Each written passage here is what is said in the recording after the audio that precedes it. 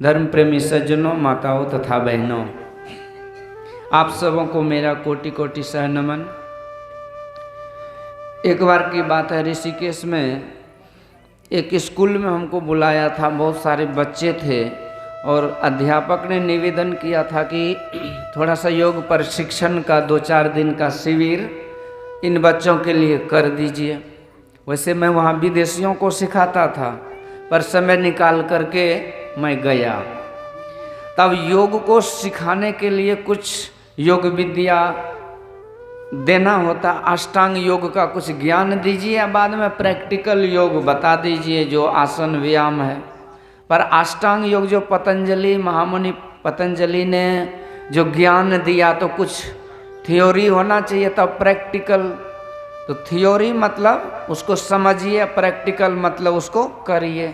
तो पहले समझाने के लिए मैंने यम नियम आसन प्राणायाम प्रत्याहार धारणा ध्यान समाधि ये सब क्या होता है ये मैंने उनको बताने लगा।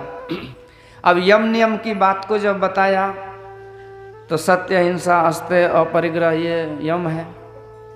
तो अहिंसा मतलब जीव की हिंसा नहीं करना, मीट मछली नहीं खाना। तो मैं उन सारे बच्चों से पूछा कि तुम लोग कौन कौन ऐसे है जो मीट मछली खाते हो, थोड़ा हाथ उठाओ। तो आप विश्वास नहीं कीजिएगा, ऋषियों महर्षियों की वो पुण्य भूमि तपोभूमि ऋषिकेश, वहाँ पर जितने बच्चे थे सब ने हाथ उठा दिया। मतलब सब के सब मीट मछली खाने वाले, सर्वभक्षी था। तो ये यहाँ की परंपरा है। तो the one who has responsibility has no power, the one who has power has no responsibility. जिसके पास पावर है उसके पास जवाबदेही नहीं है, जिसके पास जवाबदेही है उसके पास पावर नहीं है। आप समझदार हैं, सत्संगी हैं, आपको जवाबदेही है कि मीट मछली नहीं खाना चाहिए, तो आप तो नहीं है खाते, लेकिन आपको पावर नहीं है कि आप अपने परिवार को रोक दीजिएगा। उस परिवार के पास पावर है, उसके पास जवाबदेही नहीं है कि वो जवाबदेही समझे और रुक जाए। यही बात अब यहाँ हम यदि कहे कि मीट मछली नहीं खाओ, ये होता है वो होता है, तो आप लोग तो पहले से ही वैष्णव हैं दुधाधारी। श्री सद्गुरु। अब दूसरे जिसको हम सुनाएंगे वो यहाँ है ही नहीं। पर ठीक है, माइक की आवाज़ भी जाती होगी तो थोड़ा थोड़ा उनको लगता होगा कि बाबा हमरे पीछे हाथ धो करके पड़ा हुआ है।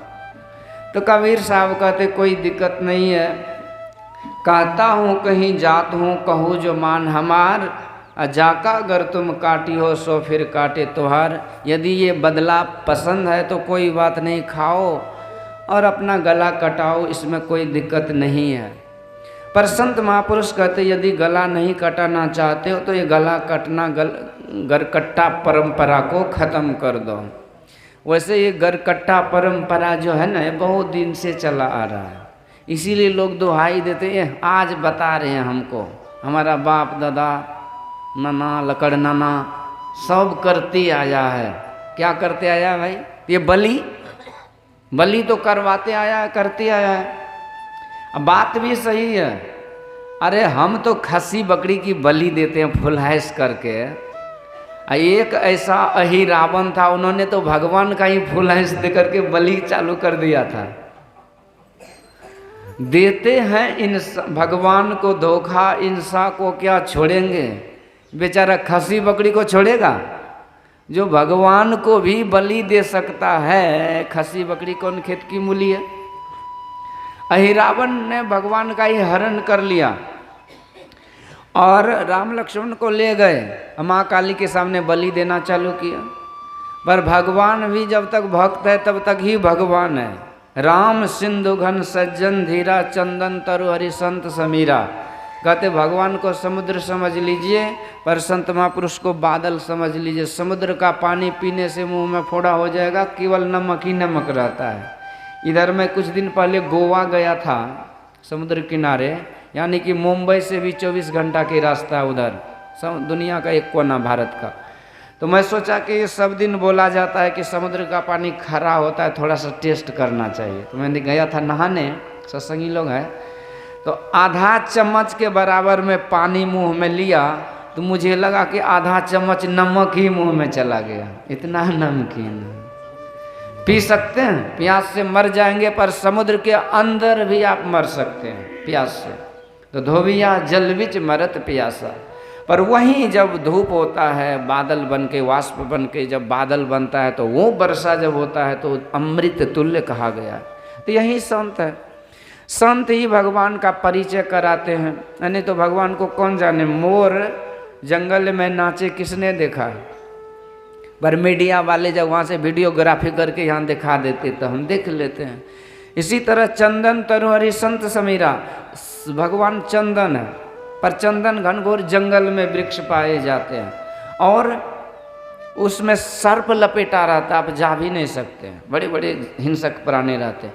पर वहीं जब समीर सुगंध, मतलब वो हवा जब बहती है तो चंदन के सुगंध को हमारे तक पहुंचा देती है। यही है संत की कृपा कि परमात्मा के सुगंध को हम तक पहुंचा देते हैं। तो ऐसे हनुमान जी महाराज आज भगवान की महिमा को जानते थे। तो हनुमान जी महाराज एक कीड़ा के रूप में, भोरा के रूप में फूल पर बैठ गए और वो भोरा के रूप में फूल पर बैठे और फूल चला गया माँ काली के पास। देखिए संग का प्रभाव, कीड़ा का कोई गिनती है? कीड़ा तो गंदे नाले में भी बैठता है, उसका कोई इज्जत नहीं है, पर वही कीड़ा जब फूल पर बैठ जाता है तो फूल उसे भगवान के चरणों तक पहुंचा देता है और कीड़ा भगवान के चरणों तक पहुंच करके अपना कल्याण कर लेता है। श्री सतगुरु। तो ये है संग का प्रभाव। अच्छे संग से खराब आदमी अच्छे बन जाते हैं और खराब संग से अच्छे आदमी खराब बन जाते हैं। खराब आदमी यदि स्वर्ग में रहे तो स्वर्ग को नरक बना देता है और अच्छा आदमी नरक में रहे तो नरक को स्वर्ग से सुंदर बना देता है। इसलिए वरु भल बास नरक कर त्राता, अदुष्ट संग जनि देई विधाता। हे विधाता, हमको अच्छे से अच्छे जगह में देना यदि देते हो, परंतु यदि गलत संग में देते हो तो मुझे वह जगह नहीं चाहिए, क्योंकि मैं जानता हूँ गलत संग के कारण वो अच्छा से अच्छा जगह नरक हो जाएगा। और मुझे नरक में दे देना, पर अच्छे लोगों का संग देना, ताकि वो नरक स्वर्ग से भी सुंदर हो जाता है। तो आज भोरा बनकर गया हनुमान जी महाराज छोटे रूप में, और उस अहिरावण ने फूल को चढ़ाने के लिए माँ के सामने बहुत बड़े बड़े लड्डू पूड़ी पकवान सब रखे थे कि आज माँ को नर बलि दे रहा हूँ। आज तो माँ इतनी खुश होगी कि क्या कहना। हनुमान जी कीड़ा बन के गए, माँ के कान के पास गए, काली माँ के, कहते माता राम मैं बहुत भूखा हूँ, आप तो खाती रहती हो, थोड़ा सा घूमने के लिए निकल जाओ, अपने शरीर में मुझे प्रवेश करने दो, आज मुझे भोग पाने की बड़ी इच्छा है। अब भक्त की बात कौन न माने। तो माँ काली शरीर मूर्ति से बाहर निकल गई, हनुमान जी उसमें घुस गए। अब जितना पूड़ी पकवान, हलवा, टिकरी, गुल जामुन सब था, मिठाई सब, अरे दोनों हाथ से हनुमान जी घपाघप खाने लगे। अहिरावण को लगा कि माता जी बड़ी प्रसन्न है, आज देखो दोनों हाथ से भोग पा रही है। और जब हनुमान जी महाराज खा करके फूल के फूकना हो गए, तब उधर से अहिरावण ने वो बलि लाया भगवान राम लक्ष्मण को, और उसी समय जैसे काटने को तैयार हुआ तो वो मूर्ति फाड़ करके हनुमान जी प्रगट हुए, गदा ऐसा धौना पर दिया कहीं रावण को तो प्राण पे खुरोड़ गया। श्री सतगुरु। तो एक न एक दिन ये भी पाला पड़ेगा। 100 दिन चोर का तो एक दिन चौकीदार का जरूर होता है। आप बलि देते जाइए, जिस दिन काली माँ अपने काली रूप में प्रकट हो गई उस दिन तो सारा हिसाब चुकता करेगा। जड़ भरत जी महाराज को भी बलि दिया गया था। राजा ये भीलों का सरदार था, उन्होंने भी कोबला किया था जैसे आप लोग उधर करते हैं लोग, और कोबला पूरा हुआ तो बलि के लिए जड़ भरत ब्रह्मज्ञानी को ले आया। अब आज माँ सोचती है कि इतने दिनों तक ये अज्ञानी तो बेजुबान जीव को मारता था, आज इन्होंने तो ब्रह्मज्ञानी को मार रहा है। यदि ब्रह्मज्ञानी की हत्या हो गई मेरे सामने तो मेरी पूजा तो होगी नहीं, पर ये धर्म का लोप भी हो जाएगा। अनर्थ हो जाएगा, प्रलय हो जाएगा, इसलिए आज मैं नहीं होने दूंगी। तो माँ काली क्या करती है कि जैसे वो भील ने काटने के लिए तलवार निकाला, माँ काली भी मूर्ति से प्रकट होकर के भीलों को ही काट के खत्म कर दी। तो ये बलि प्रथा, ये अंध परंपरा है, और जब से बलि प्रथा है तब से संतों ने मना किया है। ये मत दुहाई दीजिए कि पूर्वज करते आए, तो पूर्वज को मना भी किया गया है। तो यही मनु जी महाराज कहते हैं कि तुम हमारे संविधान में रहते हो, हमारे संविधान को मानो, नहीं तो कठोर दंड के भागी बनोगे। ये मनु जी महाराज अभी जो सुन भी रहे थे कि विधाता ब्रह्मा जी सृष्टि की रचना करते हैं। ब्रह्मा जी का जो जीवन है ना, तो वो जीवन बड़ी लंबी होती है। ब्रह्मा जी 1000 चतुर्युगी जब बीतता है तो ब्रह्मा जी का एक दिन होता है, और ये 1000 चतुर्युगी बड़ी लंबी आयु होती है। 1000 चतुर्युगी हो गया आपको 4 अरब 32 करोड़ वर्ष है 1000 चतुर्युगी, यानी कि 4 अरब अब 32 करोड़ साल जब हमारा बीत जाता है तो ब्रह्मा जी का एक ही दिन बीतता है। सोचिए, उसका एक दिन, यहाँ 4 अरब 32 करोड़ वर्ष, खरबों लाखों करोड़ों बार हम लोग जन्म मर ले जाते हैं, पर ब्रह्मा जी का एक ही दिन है। अब उसी ब्रह्मा जी के एक दिन में 14 मनु होते हैं, 14 मनवंतर होते हैं। एक मनवंतर का अधिपति एक मनु होता है, 72 चतुर्युगी का एक मनवंतर होता है। एक मनु के अंदर में 7 ऋषि होते हैं, एक इंद्र होते हैं और एक उपेंद्र होते हैं, और भगवान का एक विशेषावतार होता है।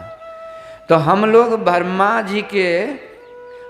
जी जब 50 साल जी लेते हैं तो उसको पूर्वार्ध कहा जाता है, और इसके बाद ब्रह्मा जी की आयु जो आगे बढ़ती है उसको उत्तरार्ध कहा जाता है। तो देखिए, हम लोग जहाँ पर हैं वो गणित को भी सीखिए, क्योंकि हम लोगों को शास्त्र ये स्कूल में यही गणित पढ़ाया जाता है कि happy new year to you 2001, यानी कि 2021 का नया साल मुबारक हो। कितनी खाली है खोपड़ी, यूँ कहिए कि कितना भूसा भरा हुआ कि 2000 साल हुआ है, संसार को बना 2000 साल हुआ है। तो ये महापुरुषों की, पूर्वजों की एक महान परंपरा देखिए कहाँ से लिंक है। कहते ब्रह्मा जी विधाता भगवान नारायण के नाभि कमल से प्रकट होते हैं। ब्रह्मा जी को पता नहीं चला कि वो कहाँ से प्रकट हुए, तो आकाशवाणी हुई तप, ब्रह्मा जी तप कीजिए। तो तप के बल से भगवान ईश्वर को वो जान पाए कि हम तो ईश्वर के ही से आए हैं। ब्रह्मा जी की जब सृष्टि होती है तो कहते हैं उनका एक दिन तो इतनी लंबी, अब एक दिन में 1000 चतुर्युगी है बीत जाता है, तो 72, उस 1000 चतुर्युगी में 14 मनवंतर है। तो एक मनवंतर का मालिक एक मनु होता है, और एक मनु और उन 7 ऋषि होता है, और एक इंद्र होता है, उपेंद्र होता है, और एक अवतार होता है। तो इस समय कौन सा वो है मनवंतर? तो इस समय 7वां मनवंतर है। 14 मनवंतर होते ब्रह्मा जी के एक दिन में, तो 6 मनवंतर बीत चुका है, और ये 7वां मनवंतर अभी जिस मनवंतर में हम लोग हैं, और ये है श्वेत वाराह कल्प। ब्रह्मा जी का ये कल्प जो है, दिन जो है, ये श्वेत वाराह कल्प है, और इसमें ब्रह्मा जी उत्तरार्ध में है, द्वितीय परार्ध है, यानी कि 50 साल ब्रह्मा बाबा का हो गया, 51वां साल चल रहा है ब्रह्मा जी का। उसी 51वें साल में पहला कल्प जो ब्रह्मा जी का है, पहला दिन, वो है श्वेत वाराह कल्प। उस पहला दिन में ब्रह्मा जी के जो पहला दिन में जो 14 मनवंतर है, तो 7वें मनवंतर वैवस्वत मनु हैं। अभी विवस्वान सूर्य ही मनु है हमारा, जो ये मनवंतर वर्तमान का है 7वें मनवंतर। और इसमें जो इंद्र है उसका नाम पुरंदर है। और ये जो 7वें मनवंतर का पहला चरण है, ये 28वां कलयुग है। 72 चतुर्युगी का एक मनवंतर होता है। आप लोग का दिमाग घूमने लगा होगा कि क्या क्या बोल रहे हैं, इसको 2-4 बार सुनिएगा, मैं बिल्कुल सीधा बोल रहा हूँ। तो 72 चतुर्युगी में ये 28वां चतुर्युगी में ये कलयुग है। कलि प्रथम चरणे श्वेत वाराह कल्पे द्वितीय परार्धे श्वेत वाराह कल्पे कलि अष्टाविंशति कलि युगे कलि प्रथम चरणे, यह पहला चरण है। और इसी कलयुग में हम लोग हैं। तो मैं कह रहा था कि ये मनु महाराज का ये जो युग है इसमें हम मानव हैं। तो ये मनु महाराज के एक कल्प में एक अवतार हुए थे और उसी अवतार में ये सारा लीला हुआ था।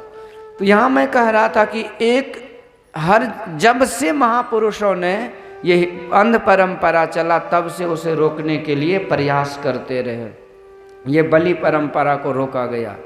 एक बार यज्ञ के नाम पर प्राचीन बरही राजा यज्ञ के नाम पर पशुओं को बलि दे रहे थे, पशुओं को मार रहे थे। तो वहाँ देवर्षि नारद जी आकर के समझाए थे। कहते राजन, ये पशुओं को जो मारते हो ना, तो तुम आँख बंद करो, मैं दिव्य दृष्टि दे करके तुम्हें दिखाता हूँ क्या दुर्गति होगी।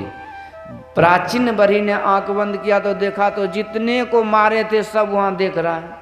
कोई नुकीले दांत, सींग, नाखून दिखा दिखा करके आ जा बेटा तब हिसाब लूँगा, तूने मुझे मारा तो मैं कहाँ छोड़ने वाला हूँ। घबरा गए प्राचीन बरही, कहते गुरुदेव कोई उपाय बताओ।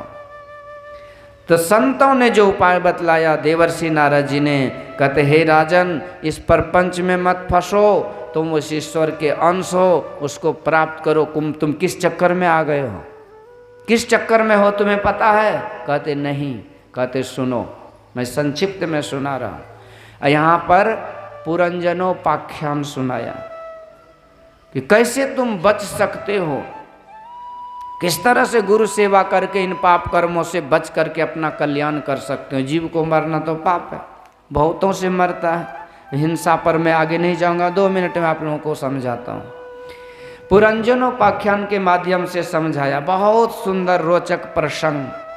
कहते सुनो, एक अभिज्ञात और पुरंजन ये दोनों मित्र मान सरोवर में रहते थे और सदा सदा के लिए सुख से रहते थे। मतलब कि दुख का दर्शन उसे नहीं हुआ था, सपने में भी दुख वो देखा न सुना था, केवल आनंद में ही रहता था। पुरंजन और अभिज्ञात दोनों मित्र मान सरोवर में, केवल आनंद आनंद, कुछ नहीं, सपने में भी दुख नहीं। फिर क्या हुआ? तो पुरंजन ने कहा कि भैया मित्र, हमको घूमने की इच्छा हो रही है, यदि तुम्हारी अनुमति हो तो हम 2-4 शहर बाजार देश दुनिया घूम के आ जाएं। अभिज्ञात कहते खबरदार, तुम्हें बहुत घुमक्कड़ बनना चाहते हो तो घूमो जरूर, लेकिन घूम करके घूमते मत रहना, लौट के मेरे पास आ जाना, क्योंकि ऐसा सुख तुमको दुनिया में कहीं नहीं मिलेगा, किसी दुनिया में नहीं मिलेगा, चले जा। तो इतना अनुमति लेकर अब पुरंजन वो मानसरोवर से निकलकर और पूरे संसार में घूमने लगा। पूरी दुनिया लोक लोकांतर में घुमा, कहीं भी उसे सुख और शांति नहीं मिला। दर दर की ठोकरें खाते रहा, तपता रहा, जलता रहा, तड़पता रहा, व्याकुल होता रहा। बाद में घबरा गया, ये तो बड़ा विचित्र, यहाँ तो सुख नाम का चीज ही नहीं है, केवल दुख ही दुख भरा है, मैं कहाँ फंस गया। सोच ही रहा था कि एक भूल भुलैया में फंस गया। भूल भुलैया ये हुआ कि एक 9 द्वार की नगरी मिल गया। भूल भुलैया बड़ा विचित्र होता है। एक बार हम लोग तिरुवन्नामलई गए थे, वहाँ पर परिक्रमा किया जाता है, रमन महर्षि वहाँ तप किए थे। तो वहाँ पर एक स्वामी शुद्धानंद जी का आश्रम है, वो आश्रम में 5 बीघा के अंदर एक रास्ता बना हुआ है। इधर से गेट एक ही घुसने का निकलने का, चारों तरफ से बाउंड्री दिया हुआ है। बोला महाराज आप इस रास्ते में घुसिए, और दूसरे बगल में एक ही हाथ बगल में निकासी है। बोला कि आप इस रास्ते से घुसिए, 5 बीघा का ही प्लॉट है और आपको इस रास्ते से निकलते निकलते 1 घंटा लग जाएगा। अब कैसा रास्ता भूल भुलैया है कि आप निकल ही नहीं सकते, 1 घंटा के बाद उस रास्ते से निकलिएगा। तो यहीं भूल भुलैया में पुरंजन फंस गया। नौ द्वार की नगरी में ऐसा रमणीक व्यवस्था था कि उसको तो घूमने में ही मजा आने लगा। Latrine, bathroom, TV, CD, radio, नाच गान, होटल, रेस्टोरेंट, सब कुछ था। अब उसकी मालकिन भी बड़ी आचार विचार वाली थी। अब उस मालकिन से अनुमति लेकर नगर में रहने लगा और मालकिन और इनमें दोनों में वार्तालाप हुई, एक दूसरे से दिल मिल गया, विवाह भी हो गई। अब मालकिन से विवाह हुई तो ये खुद मालिक बन के रह गए और ऐसा समय इसका बीतता गया। ये कहानी यहाँ तक है। फिर क्या होता है कि एक जरा देवी कहीं से आ गई। उसके पास 730 सैनिक था, 770 सैनिक था, 730, ठीक है। तो वो 730 सैनिक के साथ इन नगरी को घेर लिया और 730 सैनिकों को आदेश दिया कि नगरी को उजाड़ पुजार करके और उस पुरंजन को बांध करके मेरे पास लाओ, मैं जबरदस्ती उससे शादी करूंगी। ऐसी पुरजो, ऐसी पावरफुल थी वो। 730 सैनिक ने नगरी को घेरा, पर नगर का भी बॉडीगार्ड था, 10 सैनिक था, एक सेनापति था और 5 फन वाला नाग था पहरेदारी में, नगरी के पहरेदारी में। पर कहाँ 700 और कहाँ 10 गो टिकेगा। धीरे धीरे जब युद्ध किया तो करते करते 5 फन वाले नाग को मार दिया, 10 सैनिक सेनापति को मार दिया और नगरी को उजाड़ दिया। अब पुरंजन को पकड़ के ले आया और ये जरा देवी ने जबरदस्ती उससे शादी करके उसको लेके भाग गया। अब वो पुरंजनी के वियोग में, अपने नगरी के वियोग में, नगर जलने के वियोग में वो बेचारा पुरंजन इतना रोया कि उसका शरीर ही छूट गया और पत्नी के वियोग में मर गया। और इस तरह से वो दर दर की ठोकर 84 में भटकने लगा। फिर अगला जन्म हुआ तो उसी समय किसी ब्राह्मण ने आया और फिर उसे उसका मित्र जो था अविज्ञात, उसका परिचय करा दिया। कहते भैया तू तो भूल भुलैया में फंस गया था, 9 द्वार की नगरी में पुरंजनी के चक्कर में, इस ऐशमौज में फंस गया था। तुम तो मानसरोवर से आए थे, तुम भूल गए ये सब क्या? तब उसको होश आया। वो दूर के मुसाफिर धोखे में तुम पड़े हो, जाना दूर मंजिल है, अब तक यहीं खड़े हो, अब तक यहीं खड़े हो। जब पूरा परिचय कराया, याद दिलाया, बुद्धि पर जोर दिया, एक एक घटना को सुनाई, तब वो पुरंजन को याद हो गया और सब कुछ छोड़ छाड़ करके फिर से मानसरोवर में अपने अज्ञात मित्र से मिल करके आनंद के सागर में सराबोर हो गए श्री सतगुरु। तो पुरंजन का ये प्राचीन वरी कहते नारद जी से, सरकार ये कहानी तो सुनने में बड़ा मजा आया, पर इसका अर्थ मुझे समझ में नहीं आया, आप कहना क्या चाहते हैं? तो नारद जी कहते सुनो, मैं समास रूप में समझाता हूँ। ये हमारे जीवन की घटना है, कहानी है, रूपक है। ये अविज्ञात और पुरंजन, ये जीवात्मा और परमात्मा है। परमात्मा को अविज्ञात कहते हैं। गोरखपंथी महात्मा आते हैं भिक्षा मांगने तो कहते हैं अलख निरंजन। अलख मतलब वो दिख नहीं सकते हैं और निरंजन मतलब वो माया में नहीं है। तो परमात्मा हुए अविज्ञात और हम हुए पुरंजन। पूरी मतलब होता है शरीर, शरीर में रहने वाले हमरा जीव हैं, इसीलिए पुरंजन। तो अविज्ञात पुरंजन पहले मित्र ही था, परमात्मा के साथ था, पर परमात्मा से छुट्टी लेकर के ये पुरंजन जीव संसार में घूमने निकल गया। तो जीव जबते हरिते बिलगायो, तबते देह गेह को निज करी जानियो, निज स्वरूप बिसरायो, अते ही भ्रमते नाना दुख पायो। जीव जब से ईश्वर से अलग हो गया, संसार में अपने शरीर को में आ गया और शरीर को ही अपना समझ के दुखों को भोगने लगा। इस तरह की बात हो गई। आकरि 4,84,000 जोनि भ्रमतिया जीव अविनाशी। अविनाशी जीव 84 में भ्रमण करने लगा। यही है संसार, घूमना। अब बड़े छोटे शहर में कहाँ घुमा, क्या हुआ? तो कहते बड़े शहर हुआ बड़ा शरीर और छोटा शहर हुआ छोटा शरीर। तो हम लोग सब शरीरों से रिटायर होके यहाँ आए हैं। ये मत समझिए कि हम सब दिन ऐसे हाई फाई में रहने वाले थे।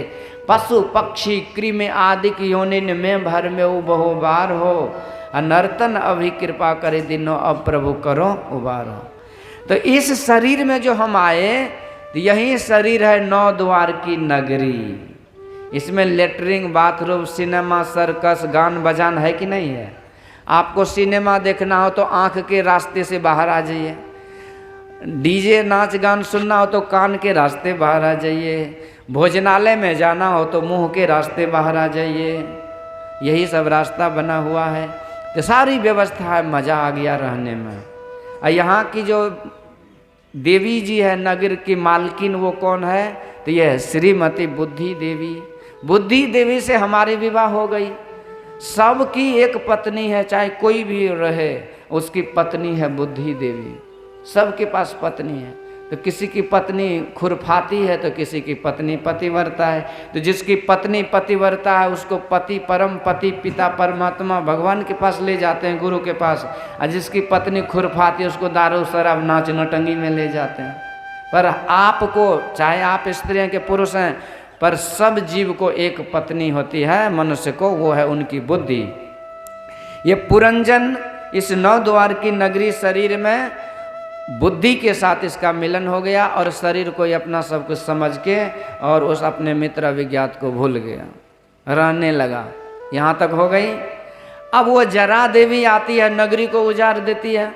कहते वो जरा देवी है वृद्धा अवस्था। वृद्धा अवस्था जब आती है ना तो सुंदर शरीर को तोड़ने लग जाती है। इसलिए पहल देखिए, जब गाड़ी खराब होता है तो पहले टायर पंक्चर होता है ना, तो हमारी शरीर रूपी गाड़ी जब खराब होता है तो पहले घुटना पंक्चर होता है। नहीं, घुटना का बॉल बेरिंग स्लिप करता है, घुटना दर्द, कमर दर्द, पीठ दर्द। फिर और भी जब शरीर उजरने लगेगा, कपड़ा जैसे धूप में देते डिसकलर होता है तो हमारा केस भी सफ़ेद होने लगता है, दांत भी टूटने लगता है, शरीर पर झुर्री पड़ने लग जाता है। यही है शरीर का उजरना। तो वृद्धावस्था आती है, शरीर को उजाड़ देती है और शरीर उजड़ जाता है। और ये बेचारा आत्मा जो पुरंजन है फिर से 84 में चला जाता है। लख 84 भरम के पौ पर अटके आए, अब की पासा ना पड़े तो फिर 84 में चला जाता है। वो वृद्धा अवस्था जब आती है तो इसके बाद हम जवान होते हैं कि बच्चे होते हैं। एक दिन बालक भयो गोदी माँ, एक दिन भयो सयाना जी, एक दिन चिता जले मरघट में धुआ ओरे आसमाना, सब दिन होत न एक समाना। ये वृद्धा देवी से जब हम शादी करते हैं तो हमारा राम नाम सत्य हो जाता है, नहीं हो गया। पर ये वृद्धा अवस्था को संत महापुरुषों ने वार्निंग कहा है। राजा दशरथ का जब ऐना में चेहरा देखा तो 1-2 केस पका हुआ था। तो सर्वन समीप भय कित केसा, मानव मन हो जठरपन अस उपदेशा। उन्होंने कहा कि लगता है कि बुढ़ापा ने मुझे उपदेश दे रहा कि अब सब कुछ से निवृत्त होकर के भक्ति भजन करो। ये तो भगवान का नोटिस है। केस पकना मतलब नोटिस आ गया कि जल्दी से अब तैयार हो जाओ। दांत टूटना ये दूसरा नोटिस है, कमर दुखना तीसरा नोटिस है। पर हम लोग मानते हैं केस जैसे पकने लगता है तुरंत काली मेहंदी लगा लेते हैं, दांत टूटता है चांदी का दांत लगा लेते हैं, और शरीर जब झुकने लगता है तो हॉर्लिक्स च्यवनप्राश खा खा करके दंड बैठक दे दे करके नया बनाते रहते हैं। पर एक दिन ये घर उजड़ जाता है। तो यहाँ पर अब नारद जी से प्राचीन बलि ने पूछा, गुरुदेव ये फिर से 84 में चला गया तो ये भटकते रह जाएगा क्या? कहते नहीं नहीं, जैसे उस पुरंजन को 9 द्वार की नगरी में उस एक ब्राह्मण ने आकर के उसे अपने अभिज्ञात मित्र का परिचय कराया, इसी तरह ये जीवात्मा जब इस शरीर में आकर के भटकने लग जाता है तो संत सद्गुरु आते हैं और उसको उस अभिज्ञात परमात्मा का परिचय कराते हैं और उनको कहते हैं कि तुम उसी का अंश हो। इस ईश्वर की महिमा, उसका गुणगान करके, उसकी विशेषता, उसकी कृपा की का वर्णन करके इस जीव को उस ईश्वर से प्रेम कराते हैं। उसके इस जीव को ईश्वर के अपने घर का पता बता देते हैं और उस ईश्वर से भी प्रार्थना करते हैं कि इस अभागे जीव जैसा भी है आपका ही अंश है, आपका ही अंश, आपका ही संतान है, आप उस भूले भटके जीव को अपना लीजिए। तो बीच में संत सद्गुरु आकर के जीव को पीव से प्रेम बढ़वाते हैं, जीव को पीव के प्रति प्रेम बढ़ाते हैं और ईश्वर को जीव पर कृपा करने के लिए विवश कर देते हैं। और ऐसे सद्गुरु की यही महती कृपा है कि ये जीव का फिर से पीर से मिलन हो जाता है, इसका कल्याण हो जाता है। तो यही कार्य है जो पाप कर्मों को छोड़कर हम लोगों को अपने घर को लौट करके जाने का है। बोलिए श्री सद्गुरु